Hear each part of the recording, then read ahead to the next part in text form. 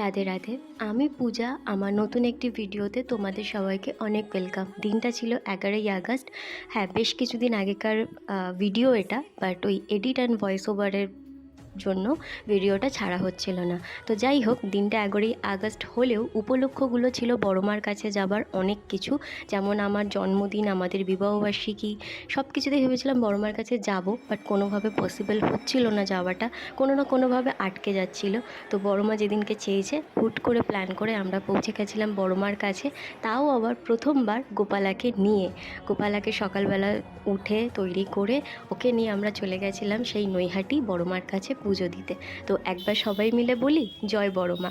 তো এখানে গোপালার সঙ্গে গিয়ে কত ভক্তবৃন্দর সাথে দেখা হয়েছিল শুধু দেখো। কেউ গোপালাকে নিয়ে তার দোকানে রাখছে, কেউ কোলে তুলে তাকে ফটো তুলছে বা আদর করছে।